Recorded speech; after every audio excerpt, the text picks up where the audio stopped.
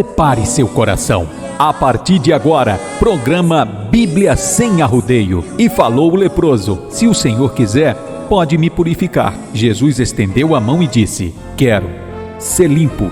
E ele foi curado. A palavra de Deus de forma simples e objetiva. Como Jesus é, sem arrodeio. Como a Bíblia é, sem arrodeio. Comunicação, irmão Gilvan Silva. Dia a dia Cristo está comigo, me dá paz no meio do terror.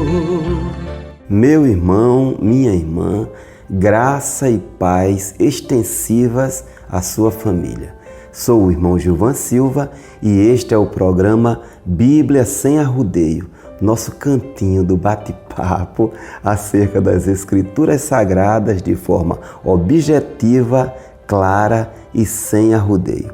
Obrigado pela sua audiência e carinho e continuemos perseverantes nas orações. O propósito do programa Bíblia Sem Arrodeio é colocar no nosso coração o bom costume da leitura diária da Bíblia. Que administremos, irmão, nossa agenda de forma que se encaixe o momento com o Senhor. Eu, particularmente, leio nas primeiras horas do dia, horário que os neurônios absorvem melhor, estão descansadinhos, né? Amém? Hoje comentarei Gênesis capítulo 23.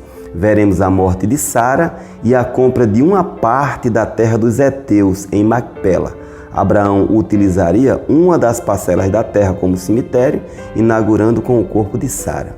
Gênesis capítulo 23, do 1 ao 16.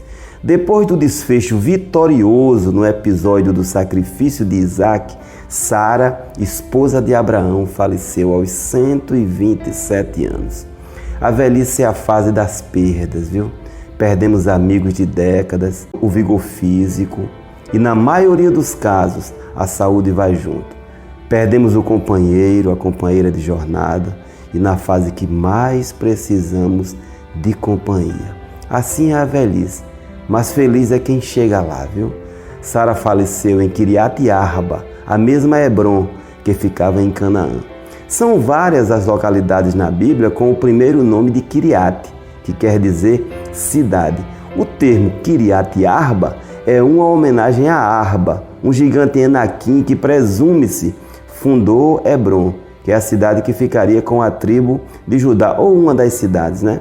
Por isso, Hebron era conhecida também como cidade de Arba. O texto diz que Abraão lamentou com choro a perda de Sara. A perda de pessoas queridas dói muito lá dentro, viu? Eu não consigo encontrar palavras para animar quem passa por este momento, até porque não existem. Só o Senhor, com a sua graça, pode confortar um coração de luto. A morte não é um assombro para quem tem comunhão com Deus. Porém, ela é indesejada, ninguém se acostuma e cada ser humano tem sua reação diferente diante da morte. Não adianta censurar ninguém, seja pelos excessos ou por alguma acomodação ou conforto no momento do luto. No caso de Abraão, ele sofreu e isso é muito natural.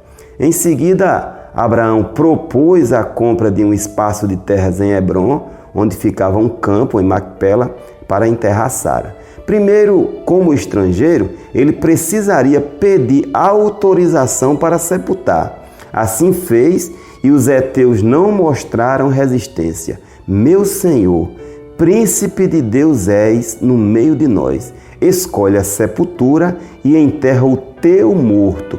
Refere-se ao corpo, por isso a nota masculina, teu morto. Isto sinaliza que Abraão era um bom vizinho.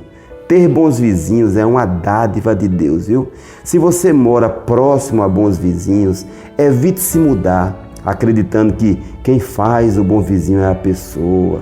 Claro, quando tratamos respeitosamente, com sociabilidade e carinho, normalmente conquistamos a vizinhança. Mas, meu irmão, o mau vizinho é mau porque gosta de ser mau. Acredite, escute e reflita. O senso de certo e errado do mau vizinho é inativo e seus valores são invertidos. invertidos. Por isso ele promove brigas, palavrões, volume alto de som. Infelizmente, até evangélicos, são poucos, pensam que seus vizinhos acham bom o seu som lá nas alturas, mas som alto incomoda. O mau vizinho, ele xinga indiretamente, fura os pneus dos carros, eu até já vi isso, envenena seu cachorro, ele não brinca de ser mau. Deus te livre do mau vizinho, que é a pior praga que existe, como brinca, mas brinca sério, meu querido amigo pastor Marcos de Souza. Abraão, ele era um bom vizinho.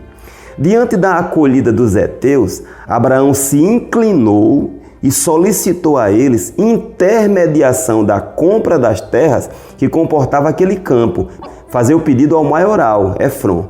Quando Efron soube, fez questão de facilitar as coisas e, de início, até sugeriu a doação das terras. Meu senhor, te dou o campo e a cova que nele está.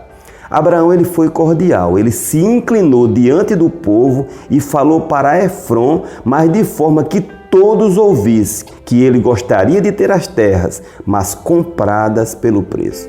No momento, Efron, ainda cerimonioso, estipulou 400 ciclos de prata por toda a propriedade e fez uma pergunta retórica: que é isso entre mim e ti?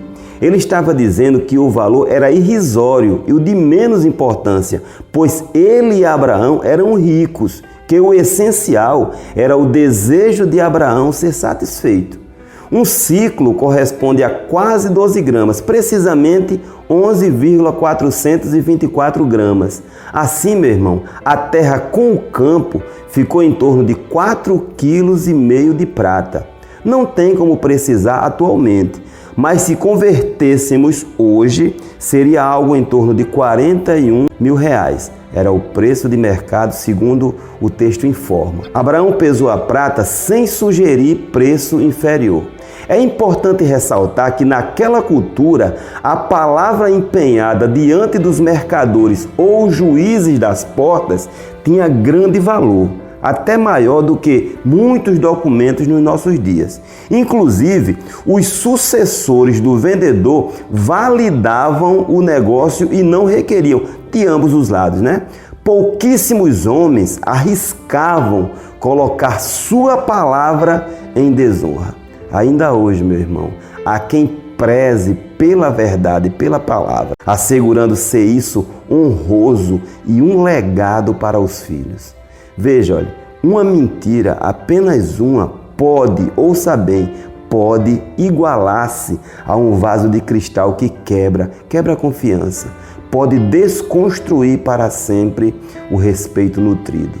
Gênesis 23, do 17 ao 20. No encerramento, é registrado que o campo de Efron, que estava em Macpela, com a cova que nele estava e todo o arvoredo que havia no campo ao redor, se confirmaram em possessão de Abraão. Abraão estava adquirindo ali mais uma fatia das terras de Canaã.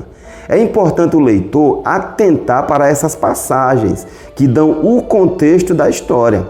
Abraão e seus sucessores, antes da partida para o Egito, compraram grande parte das terras de Canaã. Ao retornar, eles tiveram que reconquistar o que o Senhor já havia lhes dado, né? Macpela quer dizer caverna dupla. Naquele campo foram sepultados Sara, Abraão, Isaque, Rebeca, Lia e Jacó, que é o pai da nação de Israel. Fato, meu irmão, Sara viveu 127 anos e realizada ao ser mãe de um filho quando as circunstâncias depunham contra isso. E Deus lhe deu um marido respeitoso, não teve outra mulher. Após sua morte é que Abraão se casou com Quetura. Gênesis 25:1 fala que Abraão casou-se com Quetura.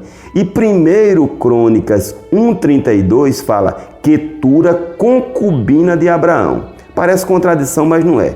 Crônicas 1 e 2 foram escritos após o cativeiro e, por zelo, o autor ou autores omitiram alguns fatos. E isso era importante, meu irmão, na realidade pós-cativeiro. Eles precisavam trabalhar a autoestima do povo. Amém? Oremos. Querido Senhor, dá-nos discernimento em nome de Jesus. Amém.